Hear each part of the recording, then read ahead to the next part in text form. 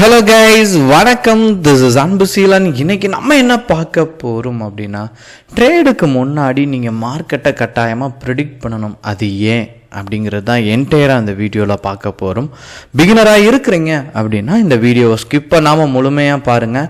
Education பர்பஸ்க்காக என்னுடைய Telegram group, WhatsApp குரூப்பில் இணையணும் விருப்பம் உள்ளவங்க டிஸ்கிரிப்ஷன் பாக்ஸில் லிங்க் கொடுத்துருக்கேன். அந்த லிங்கை பயன்பெற்று கொள்ளலாம். இப்போ நம்ம வீடியோக்குள்ளே போகலாம். யதார்த்தமாக ஒரு விஷயத்தை நீங்கள் எப்போதுமே தொடர்ந்து பார்க்கணும். நீங்கள் பிகினராக இருக்கும்போது, அதாவது நீங்கள் ஒரு பிஸ்னஸ் ஸ்டார்ட் பண்ணுறீங்க அப்படின்னா 4Ps 7Ps அப்படின்னு சொல்லிட்டு நீங்கள் ஹையர் எஜுகேஷன் போகும்போது படிப்பீங்க, சரிங்களா? ப்ராடக்ட், ப்ரொமோஷன், பிளேஸ் அப்படின்னு சொல்லிட்டு நிறைய விஷயங்கள் படிக்க வருவீங்க. அப்போது இதில் முக்கியமானது என்ன அப்படின்னா, ஒரு சேல்ஸ் ஒரு இடத்துல நடக்கணும் அப்படின்னா அது ஒரு ஃபேமஸான இடத்துல இருக்கணும், சரிங்களா? அங்கே உங்களை சுற்றி எவ்வளோ பீப்புள் இருக்காங்க அப்படிங்கிறது எல்லாத்தோடைய டேட்டாவும் உங்களுக்கு வேணும். அதே மாதிரி தான் ஸ்டாக் மார்க்கெட்டில் இன்றைக்கி ட்ரேடு எடுக்கச்ச நிறையா பேர் என்ன பண்ணுறாங்கன்னா, டைரெக்டாக ஆப்ஷனுக்குள்ளே ட்ரேடு எடுக்க ஆரம்பிச்சிடறாங்க.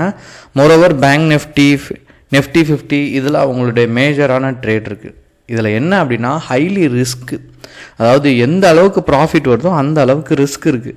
இதில் சஸ்டெயின் ஆகலாம். அதாவது மார்க்கெட் இன்றைக்கி நீங்கள் தப்பாக என்ட்ரி கொடுக்குறீங்க, எதுவுமே ரிசர்ச் பண்ணல அப்படின்னா கண்டிப்பாக லாஸ்.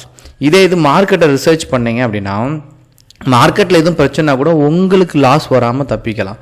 இதில் நீங்கள் முக்கியமாக கவனிக்கக்கூடிய விஷயம் என்ன அப்படின்னா, அதாவது மார்க்கெட்டை பொறுத்த மட்டும் 3 விதம் தான். ஒரு பர்டிகுலராக ஒரு ஷேர் இருக்குது, சரிங்களா? இப்போ சேவியர் அப்படின்னு ஒரு ஷேர் இருக்குது அப்படின்னா, இந்த ஷேரை எந்த காரணிகள்லாம் பாதிக்கும் அப்படின்னு கேட்டிங்க அப்படின்னா, ஃபர்ஸ்ட் விஷயம், சரிங்களா, எக்கனாமிக்கல் ஃபேக்டர், சரிங்களா?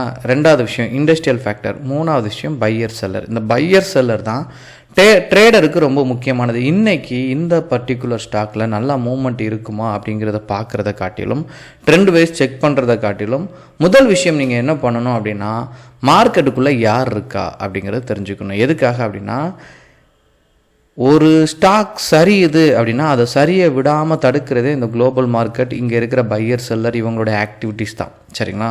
அதில் இன்றைக்கி பையர் நிறைய இன்வெஸ்ட் பண்ணியிருந்தாங்கன்னா என்ன ஆகும், மார்க்கெட்டில் அப் ட்ரெண்டை நோக்கி போகும்.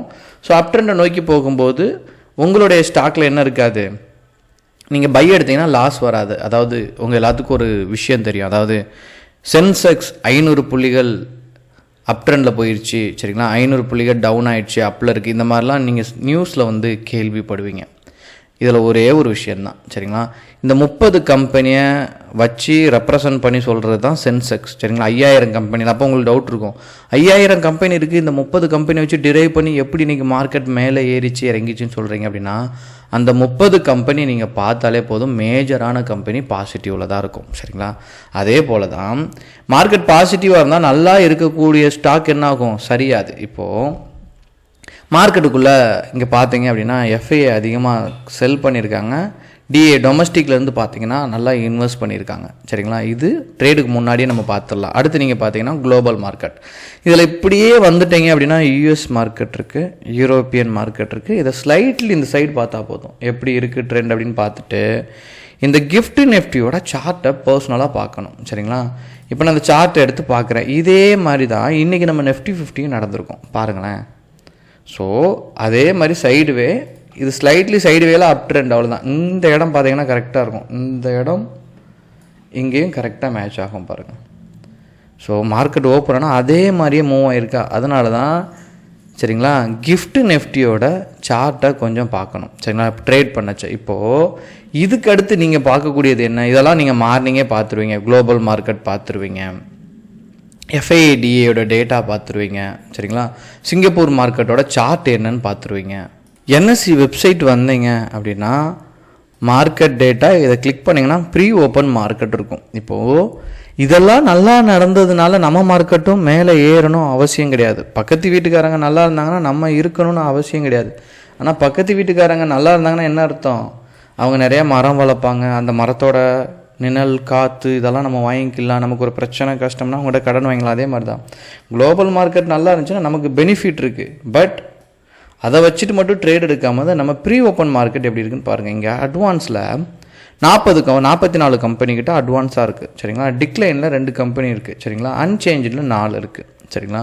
இப்போ அட்வான்ஸ் நிறையா இருக்கா. இப்போ குளோபல் மார்க்கெட் பாசிட்டிவில் இருந்து FAID அதிகமாக இன்வெஸ்ட் பண்ணி ப்ரீ ஓப்பன் மார்க்கெட் வந்துட்டு 44 கம்பெனி பாசிட்டிவ் வந்து சரிங்களா. சிங்கப்பூர் நிஃப்டி அப் ட்ரெண்டில் இருந்துச்சு அப்படின்னா பாருங்கள், நம்ம மார்க்கெட்லேயும் நல்லா மூவ்மெண்ட் இருக்கும் சரிங்களா. இப்போ நீங்கள் என்ன பண்ணணும், இதுக்கடுத்து ஸ்டாக்கை ப்ராப்பராக நீங்கள் செலக்ட் பண்ணணும், அதில் ட்ரெண்டை ஃபாலோ பண்ணணும் சரிங்களா. ஃபாலோ பண்ணிங்கன்னா சக்ஸஸ் வரும்.